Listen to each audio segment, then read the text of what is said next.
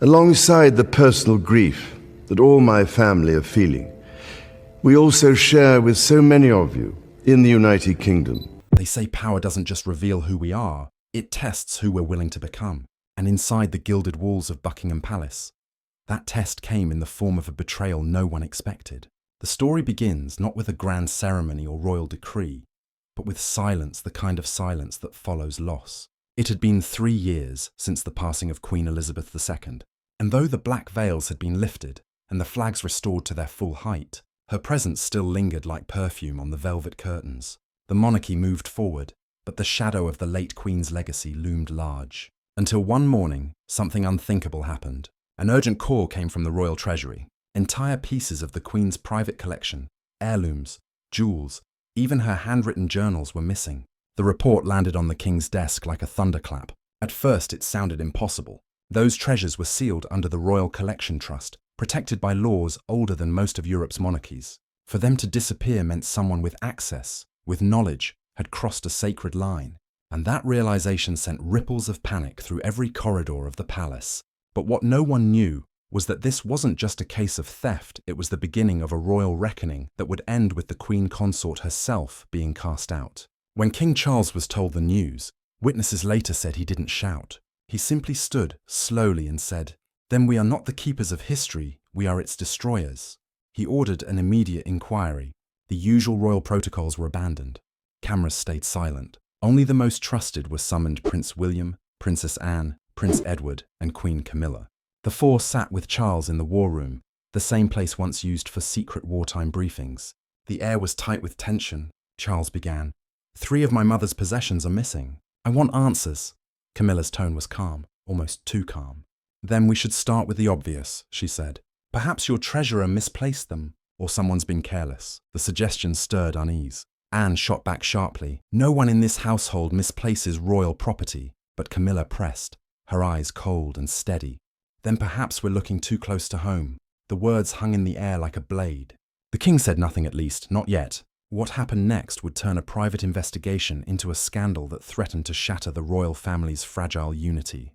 Sir Clement McAllister, a man whose loyalty had survived wars and political storms, was placed in charge. His orders were clear: find the missing items and report only to the king. Within days, the tabloids had caught wind of the story. "Treasures missing from Queen's vault," screamed the headlines, but the palace stayed silent. Still, whispers leaked. Conspiracy forums lit up with theories. Was it an inside job? Was Charles covering something up? Or was the ghost of the late Queen still haunting her successors? By day 5, the investigation had gone nowhere. Logs were flawless, security footage untouched. No breach, no fingerprints, no exit trace. It was as if the jewels had simply evaporated into royal air. And then, just as the team was about to give up, a single anomaly appeared. A guard had clocked in 3 hours early on the morning of the breach. His name, Robert Holton. When they called him in, he looked pale, sweating through his uniform. At first, he said it was nothing a mistake in the schedule. But when pressed, his voice began to shake. "I didn't mean to do anything wrong," he whispered. "I got a call that morning. Someone told me to open the vault. Said it was royal orders." The twist? That call didn't come from outside the palace, it came from inside. The security team traced the number to an internal line deep within Buckingham's West Wing. No one outside could have accessed it. No politician, no aide, no journalist. The culprit had to be one of their own. That revelation sent chills through Clement's spine. "This was never theft," he muttered. "This was authorization." When he brought the discovery to King Charles, the king's face turned grave. "Then we are dealing with a traitor in royal clothing." But before he could act, another call came, this time from one of the palace maids. She had found something. In the nursery room of Camilla's granddaughter, tucked beneath a box of children's trinkets, lay the missing sapphire brooch, the one Queen Elizabeth wore during her sapphire jubilee.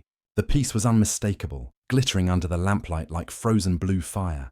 Charles stood over it in silence. He didn't speak, didn't blink, just stared, and when he finally did speak, his voice trembled not with anger, but with disbelief. "Bring her to me." Camilla entered the private chamber 20 minutes later, draped in emerald silk and a familiar air of defiance. Charles was waiting, hands clasped behind his back. Between them lay the brooch, the one now poised to destroy everything they'd built together. "Explain this," the king said quietly. Camilla glanced at the brooch, then back at him. "It's a misunderstanding," she said. "That piece was promised to me. Your mother told me herself." Charles' gaze didn't soften. "Then why was it hidden in a child's room?" Silence. The ticking of the clock filled the space. The chief security officer, Clement, stepped forward. "The call that opened the vault came from your private wing, Your Majesty." Camilla turned sharply. "You're accusing me after everything I've done for this family." Her voice rose, laced with venom. "You think I'd steal from your mother?" But in that moment, her denial only deepened the suspicion, because the king had already seen the evidence. The phone used to make the call was traced back to her private study. Her maid had confirmed it, and the pattern matched the time the vault was opened. Whether or not Camilla had meant to take the queen's property, the trail pointed directly at her. The confrontation that followed was quiet, almost ritualistic, as if both knew this wasn't just about a brooch. It was about legacy, about who would define the monarchy after the queen's death. Camilla finally broke the silence. "You think this crown can survive another scandal? You'll destroy yourself trying to destroy me." Charles didn't raise his voice. "Then so be it." Those 4 words sealed the fate of the queen consort. That evening, a royal decree was issued, private at first, then leaked within hours. Camilla would be stripped of ceremonial duties and temporarily removed from official residence at Clarence House. The world erupted. Headlines screamed betrayal. "King Charles kicks out Camilla amid scandal." The palace's silence only fueled speculation. Behind closed doors, Charles recorded a short message to the nation. His voice was calm, heavy with sorrow. "A monarch must guard not only the crown, but the integrity that keeps it shining," he said. "When trust is broken, duty must prevail." The statement lasted only a minute, but its echo was thunderous. For days, the nation split in two. Some argued that Camilla was being framed.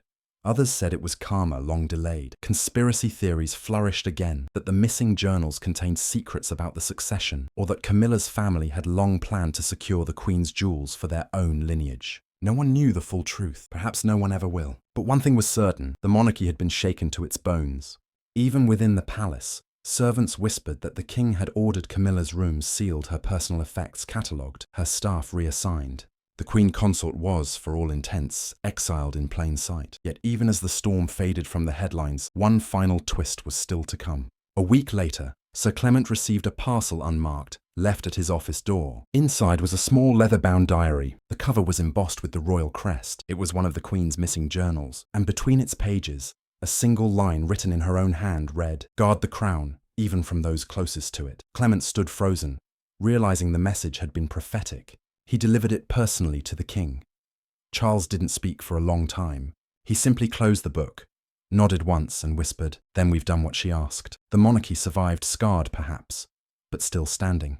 And as the cameras once again turned toward the palace gates, one question lingered in every headline, every whisper. Every loyal subject's mind: had justice truly been served, or had another royal secret simply been buried? Because inside Buckingham Palace, truth isn't lost, it's locked away.